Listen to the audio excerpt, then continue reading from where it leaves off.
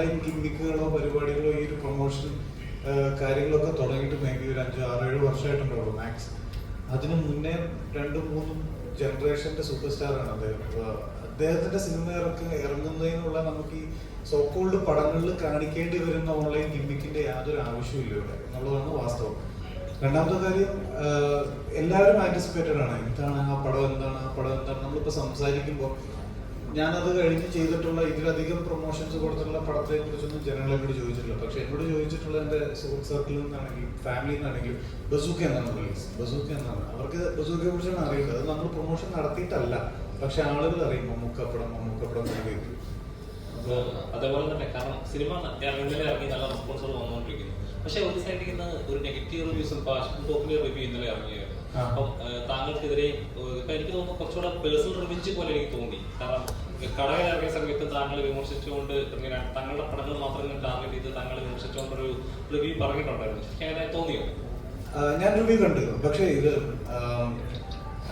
പുള്ളി റിവ്യൂ ചെയ്യുന്നുണ്ടെങ്കിൽ പുള്ളിക്ക് അതിൻ്റെതായിട്ടുള്ള സ്വാതന്ത്ര്യമുണ്ട് ഇവിടെ എന്നുള്ളതാണ് എനിക്ക് മനസ്സിലാവുന്നത്. അങ്ങനെ ചെയ്യാം, ആക്ച്വലി ചെയ്യാം.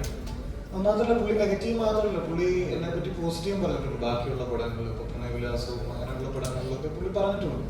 അപ്പോൾ ഞാൻ സത്യം പറഞ്ഞാൽ ഞാനത് കണ്ടുപിടിക്കാറില്ല. കാരണം ഞാനിങ്ങനെ പബ്ലിക്കിൻ്റെ ഒപ്പീനിയൻ കേട്ട് എന്താ പറയുക പൊങ്ങുകയോ അല്ലെങ്കിൽ അവരെ ഡിഗ്രേഡ് ചെയ്തിട്ട് ഞാൻ താഴുകയോ ചെയ്യാൻ നിൽക്കാറില്ല. കാരണം അങ്ങനെ ചെയ്തിട്ട് നമുക്കിവിടെ വരെ യാത്ര ചെയ്തെത്താൻ പറ്റില്ലല്ലോ. ആളുകൾ എന്ത് പറയും എന്ന് ആലോചിച്ചിട്ടുണ്ടെങ്കിൽ എനിക്ക് തോന്നുന്നില്ല. കാരണം ഇപ്പോൾ ഒരു റിവ്യൂ കേട്ട് നമ്മൾ സിനിമയ്ക്ക് പോകാതിരിക്കുന്നതാണ് എപ്പോഴും നല്ലത്. പോകാൻ ആഗ്രഹിക്കുന്നുണ്ടല്ലോ. അങ്ങനെയാണെങ്കിൽ ഒരുപാട് കാര്യങ്ങൾ മിസ്സാവുകയും ഒരുപാട് കാര്യങ്ങൾ നമ്മുടെ ആൻറ്റിസിപ്പേഷൻ കൂടുകയും ചെയ്യും. അപ്പോൾ ഒരിക്കലും ഒരു റിവ്യൂ കേൾക്കാൻ നിങ്ങൾ തന്നെ പോയി പടങ്ങൾ കാണുക.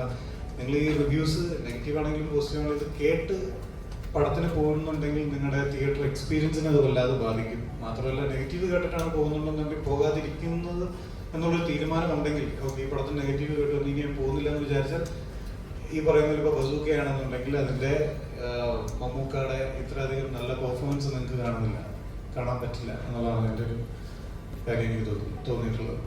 മമ്മൂക്കയുടെ കഥാപാത്രം ഭയങ്കര ബുദ്ധിമാനാണ്. ബസ്സിലിരിക്കുന്ന ഒരാളോട് വെറുതെ ഈ കഥയൊക്കെ പറയുകയാണ് എന്നുള്ള രീതിയിൽ സ്വന്തം പറയുന്നത്. ശരിക്കും സിനിമ കണ്ടവർക്കറിയാം എന്തുകൊണ്ടാണ് സത്യമാത്തൊരുവിറ്റ കഥാപാത്രത്തിനോട് മമ്മൂക്ക അങ്ങനെ ആ ഒരു കഥ പറയുന്നത് എല്ലാവർക്കും മനസ്സിലാവും. പക്ഷേ ഈ അശ്വിൻ കുക്കിന്റെ റിവ്യൂല് പറയുന്നത് എന്തിനോ വേണ്ടി പറയുന്നു എന്നുള്ളത്. അപ്പൊ എനിക്ക് തോന്നിയത് ഒന്നെങ്കിൽ പുള്ളി സിനിമ കണ്ടിട്ടില്ല, ആരോ പുള്ളിക്ക് അത് ടെക്സ്റ്റ് ചെയ്യുകയോ അല്ലെങ്കിൽ കണ്ടവരാരെങ്കിലും പറഞ്ഞു കൊടുത്തതോ ആരാണ് സാധ്യത, അല്ലെങ്കിൽ പുള്ളിക്ക് ആ പോഷൻ മനസ്സിലായത്. പക്ഷെ മനസ്സിലാകാൻ അങ്ങനെ വഴിയില്ല. കാരണം അത്രയും ഒരു മുഴുവൻ ഒരാൾക്ക് അത് കണക്ട് ആയില്ലെന്ന് പറയുമ്പോൾ എന്തോ ഒരു മിസ്റ്റേക്ക് തോന്നി. ഏകദേശം ആ 4.29 സെക്കൻഡ് ആ വരുന്നത് ഞാൻ പ്രത്യേകിച്ച് ശ്രദ്ധിച്ചു. പിന്നെ റിപ്പീറ്റ് ചെയ്ത് ഞാൻ കേട്ട കുഴപ്പമാണെന്ന് പറയാൻ വേണ്ടി റിപ്പീറ്റ് ചെയ്തപ്പോൾ പുള്ളി എന്നാണ് പറയുന്നത് വെറുതെ ഒരു യാത്രക്കാരനോട് കുറെ കഥകൾ പറയുന്നു എന്നാണ്. ഫസ്റ്റ് ഓഫ് ഓൾ എന്റെ ക്യാരക്ടറിനോട് മമ്മൂക്ക ഈ കാര്യങ്ങൾ പറയുന്നതിനൊരു കാരണമുണ്ട്. എന്തുകൊണ്ടാണ് പുള്ളി മൈന്യൂട്ടായിട്ട് സബ് കോൺഷ്യസ്ലി പുള്ളി എനിക്ക് കഥ പറയാൻ പറ്റില്ല. അപ്പോൾ ഇൻഫ്ലുവൻസ് ചെയ്യാൻ ശ്രമിക്കുന്ന തരത്തിലാണ് നമുക്കിത് സ്ക്രിപ്റ്റ് കിടക്കുന്നത്. എന്നാലേ അത് വർക്കാവുള്ളൂ. ഫസ്റ്റ് ഓഫ് ഓൾ അതിന് കാരണമുണ്ട്, അതെനിക്കിവിടെ റിവീൽ ചെയ്യാൻ പറ്റില്ല. രണ്ടാമത്തെ കാര്യം എന്ന് പറഞ്ഞിട്ടുണ്ടെങ്കിൽ സിനിമയിൽ നമ്മൾ ലോജിക്ക് നോക്കരുത് എന്നുള്ളതാണ്.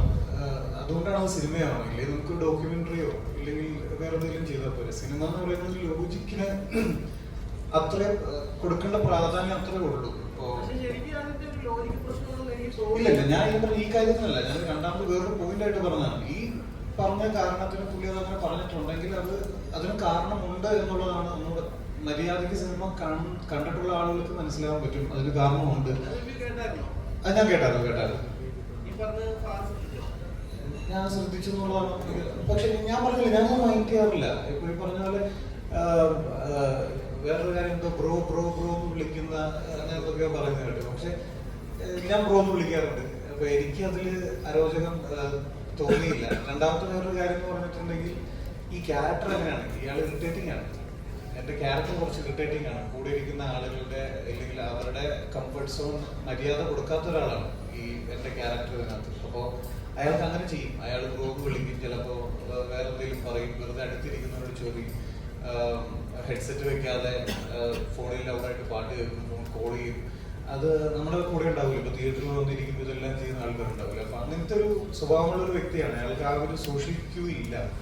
ഈ സണ്ണി വർഗീസ് എന്ന് പറയുന്ന ക്യാരക്ടർ അതങ്ങനെ ചെയ്തത്. ഇതാ പറയുന്നത്, സിനിമയ്ക്ക് ഇതെങ്ങനെ ചെയ്തത് നമ്മളിത് വെറുതെ ചെയ്യണമല്ല, ഇതിനൊക്കെ ഓരോ റീസൺസ് ഉണ്ട്.